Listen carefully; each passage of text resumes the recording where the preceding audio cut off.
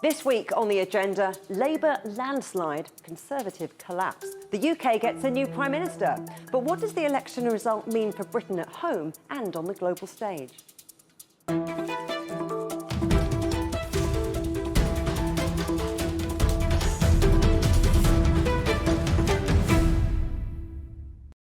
After 14 years of Conservative rule, the Labour Party has swept to power in the UK election, gaining more than 200 seats in the House of Commons. It was a disastrous night for now former Prime Minister Rishi Sunak, who admitted his Tory party's worst performance ever was sobering.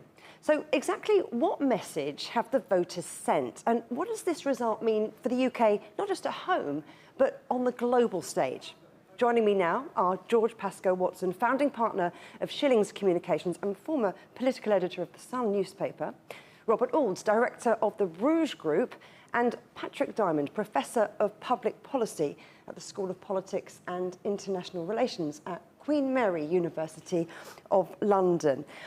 Patrick, let me start with you. It was a night of historic drama. As the polls predicted, Labour, a huge swing to them. Former cabinet ministers and a former prime minister ousted from their seats. What do you think this says about UK politics right now?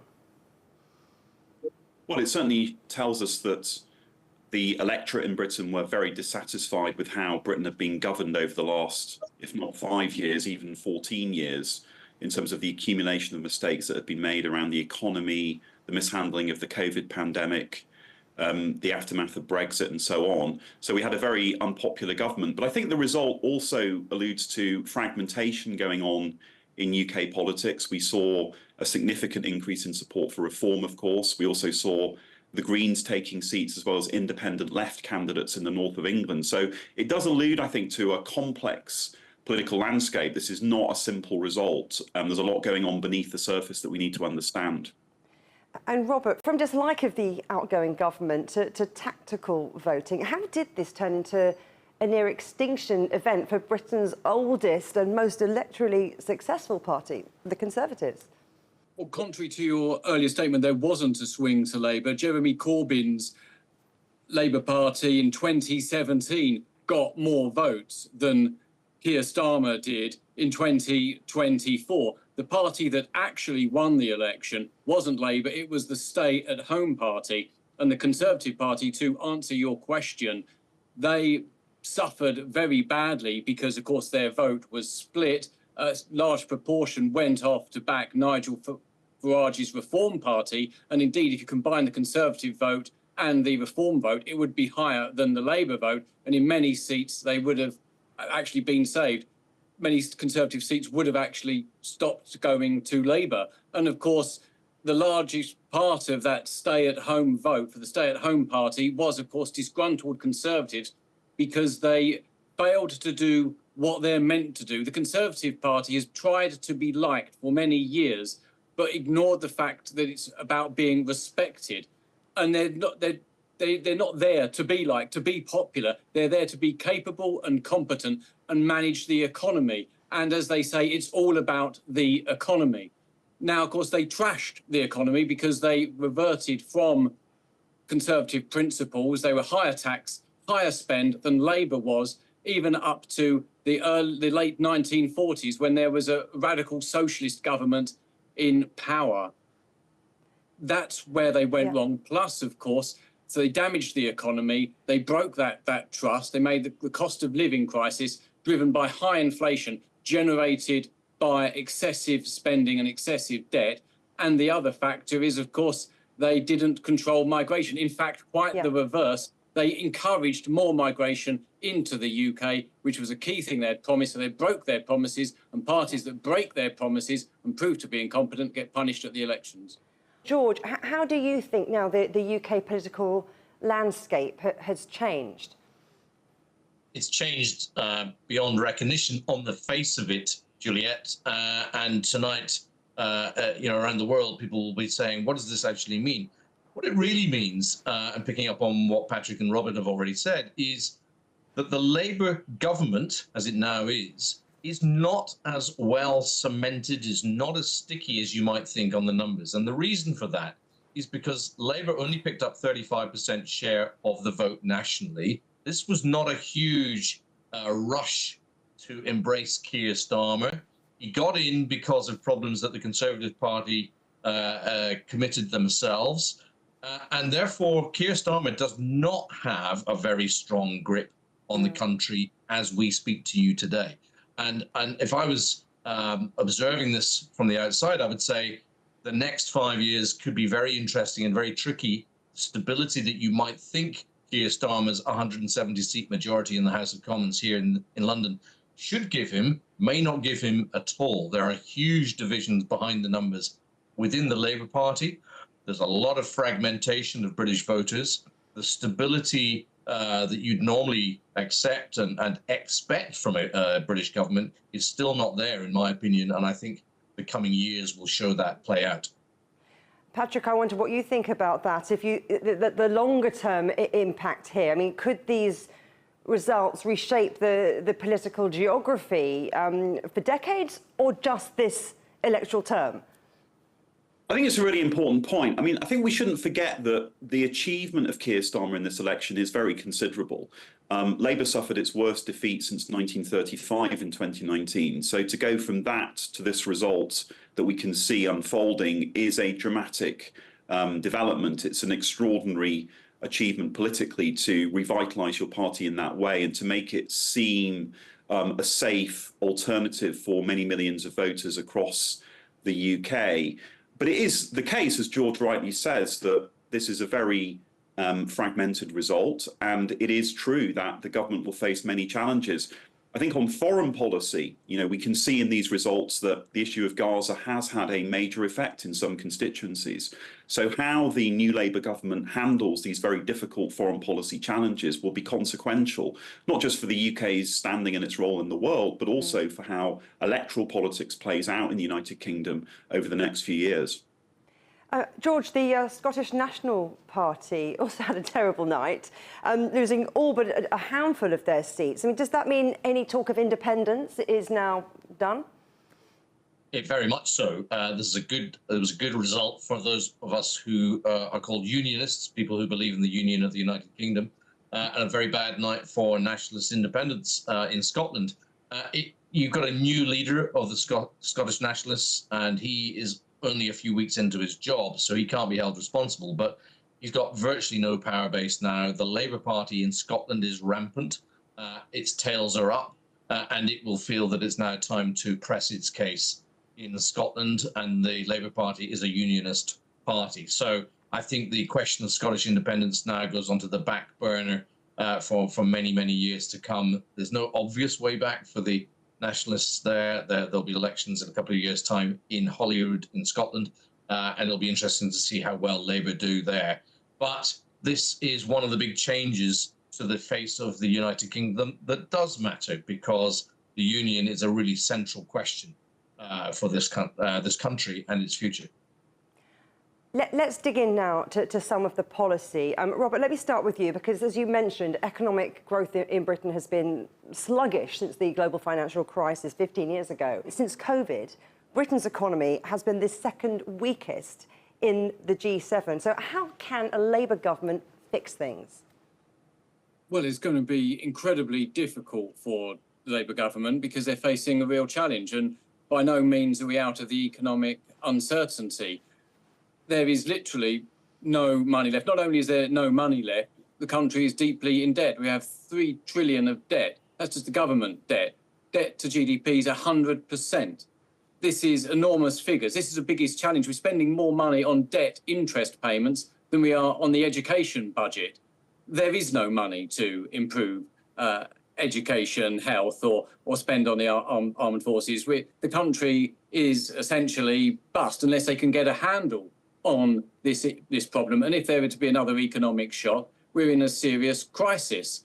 So really can't expect anything from Labour apart from potentially tax rises. Now, the Rishi Sunak, Conservative leader, possibly not for much longer, warned that Labour would be putting up taxes. Indeed, they had no basis for that statement, apart from the fact that whoever is in power will either have it to be cut public expenditure or indeed raise taxes. There is no Labour plan, no Labour economic miracle coming, no silver bullet that they can fire to get the country moving again economically. There is, of course, low inflation now, which is 2%, which is the level which most economists think inflation should be. So there is a basis to move forward, but there can be no dramatic public spending because there just isn't the money. It will create a crisis in the money markets if they try and spend more. And taxing people at this time would be a very bitter pill for people to swallow. They elect this new Labour government and then they're suddenly even poorer. That's not a good scenario. So there's going to be very little room for manoeuvre for Labour. As whoever would take power, there's very little prospects of major tax cuts or big public expenditure increases. It just can't happen. There's not the room. It's certainly the case that the challenge for the new government in terms of trying to galvanise the economy will be very difficult. There is some evidence that we've seen the economy obviously improving in the last few months, and I think Labour will hope that a so-called competence premium will kick in. By competence premium, I mean the effect of having stable political leadership at the top of British politics, pursuing, a stable fiscal and monetary policy framework will enable particularly more private sector investment to flow into the economy, and that will galvanise economic growth. But it's certainly the case. But the money's fleeing the UK already. People are, the non-doms were exiting in advance, predicting that whoever would win power, then their status would go. So the money's already flowing out of the UK, and this private investment is unlikely to materialise with a Labour government. Well, let's come back and have this debate in 3 years' time and see exactly where we are in terms of private sector capital investment. But I can confirm to you that I think that's very unlikely. I think the UK will be regarded as a good location for investment. If you look at the political uncertainty around the rest of Europe, people look at Britain with new political leadership. It's not an ideological point I'm making here. It's simply a point about stability at the top. I think it will have an effect, and there will be a basis then for Labour to try to improve the economy. But the other point I was going to make is that the big interventions on growth, building better infrastructure, reskilling the workforce, these do take time to feed through. So I think Robert's right to say that there's going to be no immediate growth miracle. Labour's policies will take 4 or 5 years to come to fruition. I would just say on tax, I don't think that Rachel Reeves and Kier Starmer will be so foolhardy as to believe that they could just come into government tomorrow and then start raising people's taxes. I think they're very committed to winning a second term, not surprisingly. They recognise that it takes 10 years to put in place a substantive programme of reform. And I think they'll be very careful on tax. They recognise that the British public feels overtaxed after 14 years of Conservative government, the highest tax burden since the late 1940s, and they're not going to make the mistake of just hiking people's taxes for the sake of it. George, I can see you nodding along there sagely. I just want to get your take on what the economic priorities might be, because yes, inflation has fallen, as have fuel prices. It's maybe a good place to start, but what would you say the economic priorities are? Well, growth is the only thing that matters because, both Patrick and Robert have accurately said where we are. We haven't got enough revenue to pay for the things that we need in this country. Voters' expectations are sky high, and that's one of the reasons the Conservatives have lost power. And it's very difficult to deliver growth in this country. We haven't had any productivity for many, many years. At the same time, the British Prime Minister will go to Washington, D.C. On Monday to have a NATO summit. We all know that what's happening on the world stage is very, very tense, and that will have an impact on economic confidence globally, let alone in the UK. There's a huge demand on public service expenditure in the UK. There's no money. And so growth depends on things like planning permission being fixed. In the UK, lots and lots of people refuse to allow planning for building of houses, for building of factories, for building of major infrastructure. We had an HS2, high-speed 2 railway plan, huge expenditure, but it was going to generate economic growth and it was going to connect London to the other parts of the UK. And it was deemed politically unpopular, so Rishi Sunak scrapped it. So major bets on the economy are being taken and then folded by successive governments. And, whoever's in power is going to have to be a very, very strong leader to stand up and say, these are unpopular, but they're the right pieces of medicine for the nation to take. And my earlier point about whether Keir Starmer's leadership is built and premiership is built on real substantial strength, this is where it matters, because when it comes to difficult decisions, you need to be able to make things happen. And if you are constantly worried about how you're going to stay in power or not, then you back away from tough decisions. And that is why when Patrick says, let's come back in 3 years' time and debate where we are, I fear that the hope over reality might be the outcome there, because, you know, Britain's only investable if it's a place where people want to and can see a real opportunity to grow their businesses, and in a place which is held back by leadership, which is basing itself on social media polls every day, that is not a place which is going to give anybody any confidence. Let's pause there for a moment, gentlemen, but stay with us, as still to come here on the agenda, where will Sir Keir Starmer lead the UK in terms of international relations with the EU, the US and China?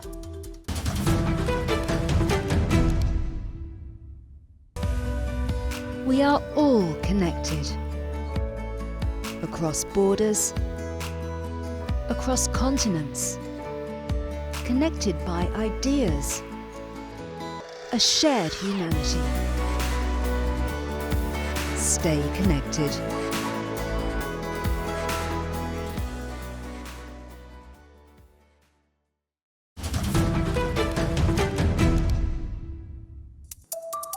Welcome back to the agenda.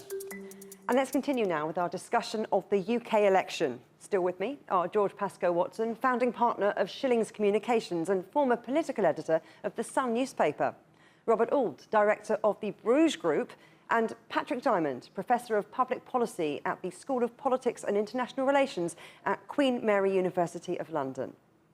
Now, immigration was practically the only foreign policy element that was mentioned in any of the campaigns in this election. What can we expect on that front from the new administration, Robert? Well, immigration is one of the biggest issues in the country, and indeed, according to the opinion polls, 80% of people want immigration to be more tightly controlled. Of course, just elected parties who have a different point of view. On the face of it, one would think, but Keir Starmer was actually saying that he's actually going to deal with this issue. He was going to enact terrorist legislation to deal with the people smuggling gangs that are responsible for the boats landing in southern England. So he's going to be taking a tougher stance, according to what he was saying in the campaign, than what the Conservative government had been failing to address. Also, he's been talking about the problems of low-skilled immigration driving down wages, which is a real issue, especially for those on lower incomes.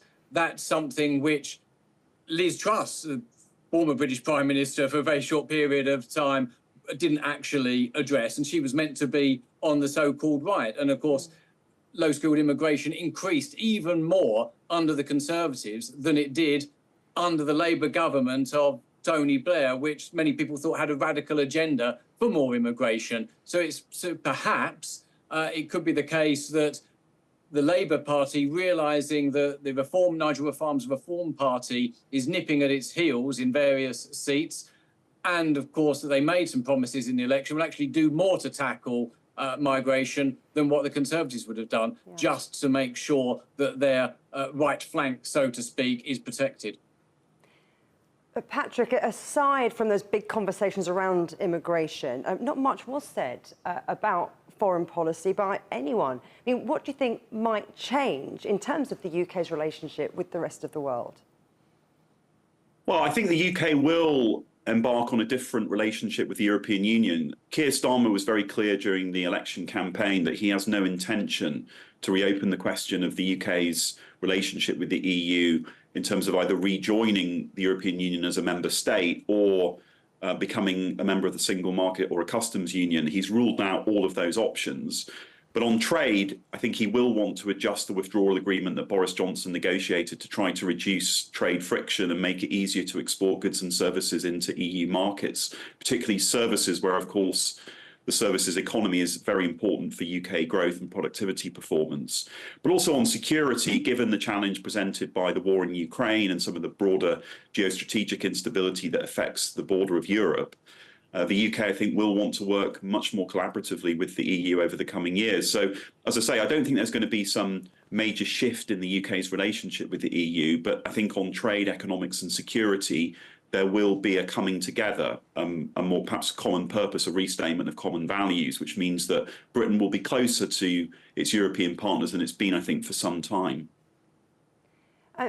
George, as we've heard there, that the conflicts in Ukraine and the Middle East were almost ignored during this campaign.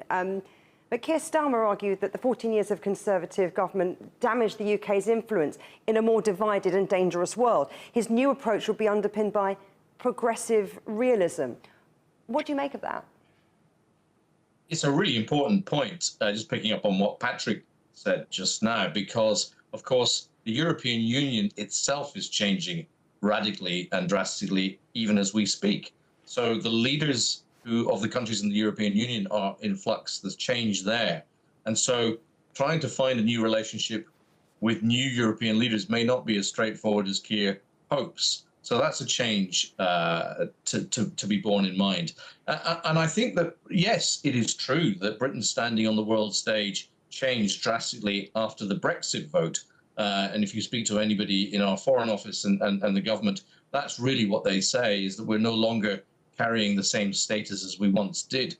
And that is definitely a fixture for any political leader now in our country to wrestle with. That doesn't mean to say that Britain no longer matters. Britain still very much matters for all sorts of reasons, which are the right reasons, for the stability that we bring in terms of defence commitments, of the rule of law and order, the English language, the geographical place that we inhabit in the world, halfway between East and West. There's loads of reasons why Britain will never lose its significance and influence, and it will, with a change of president perhaps in the United States come November, December, that will make a difference to the world as well. And Britain will continue to have a very important role wherever and whatever is happening.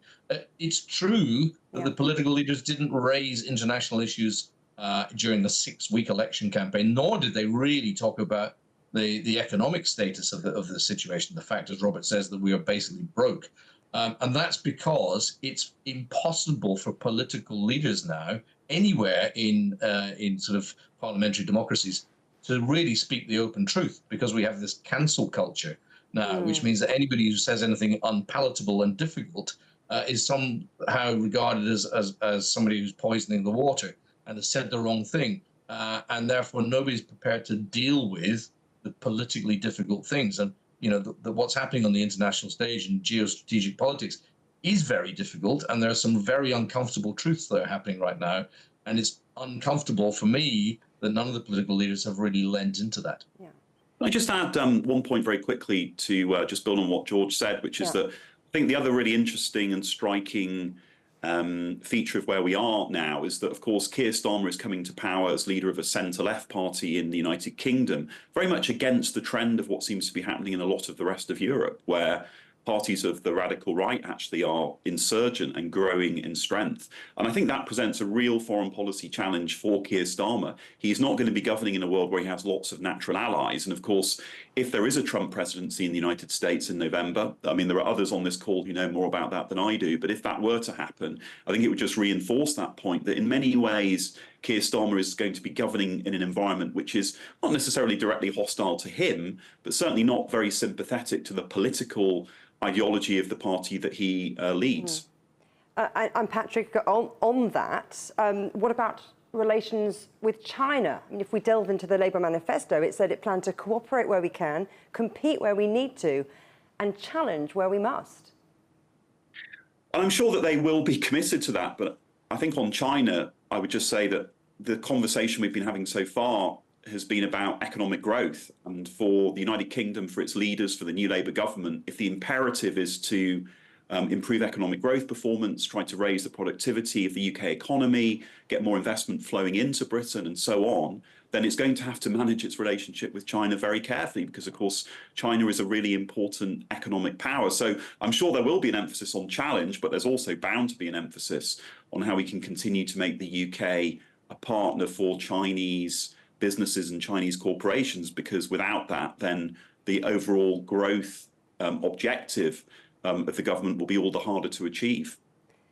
And Robert, I want to pick up on something that George mentioned before, another big election coming up later this year in the United States. How do you think the perhaps floundering special relationship between America and the UK is going to develop from here? Well, that will always remain close. That's something that's institutionalised within both American politics and, of course, the British political system. We both have, in a sense, as Mark Urban described, a permanent government that, in a sense, that deals with these things. No matter what shade of party takes power, whatever the names are of the leaders, the foreign policy remains essentially the same, and that will continue. So Britain will always have that exceptionally close relationship with the United States, which in many instances can be somewhat servile from a British perspective, supporting America, but then not always. There's times when Britain has very strongly influenced American policy and taken them down various different courses that they wouldn't have otherwise gone down. But whoever's been in power, it's always said when a new American president comes in, that they'll be looking to other nations to build new alliances, but they always turn back to Britain for advice and guidance and the generations of expertise that exist in this country, where America might be somewhat lacking in terms of a global perspective. But America is facing a challenge, is facing a very strong challenge from China, and they need all the allies that they can get. The world is going through a period where there are attempts at a de-dollarization. The petrodollar is possibly becoming a thing of the past. And of course, we have the rise of the BRICS, which has its own institutions, its own education system developing, even its own games. And those BRICS countries are presenting themselves as rivals to the United States, and they need every single friend they can get. And Britain, no doubt, will always be there for the United States. We've covered so many different topics, for, issues at home, issues abroad. George, I wonder how you think the UK is maybe different now compared to a week ago. It's different because there is a feeling of optimism that change has come, which I think may be dashed relatively quickly. And I think there's a real danger that voters will come to realise that their hopes and expectations are unlikely to be delivered by politics in the near future. And I genuinely, profoundly think that the way that politics has to be done in Western democracies has to change. We are not helped by the immediacy of social media. And I think that is causing a lot of pressure on the world that we have come to know and be comfortable with. You know, just listening to Patrick and Robert there, there's a real pressure point for the UK will come with perhaps with the Trump presidency, putting pressure on the UK not to do business relationships and to close down its relationship with China. And of course, Britain's caught in the middle. Britain needs economic activity with all parts of the world. And so that pressure will become a very, very interesting point. And if we don't have strong leaders who stand on principle, then that's a difficulty that all governments are going to face in Western democracies. And I really hope that I'm wrong, but it feels to me as if more change is yet to come. George, Pascoe-Watson, Robert Oulds and Patrick Diamond, thank you all very much. You can watch every episode of The Agenda in full on CGTN Europe's YouTube channel. And for exclusive extra content from me, my guests and the rest of the team, don't forget to check out @The Agenda Show on TikTok. Coming up on a future agenda, the rise of the right. Will Le Pen's national rally make President Macron regret his snap election in France? But for now, from me, Juliet Mann, and from all of the Agenda team here in London, goodbye.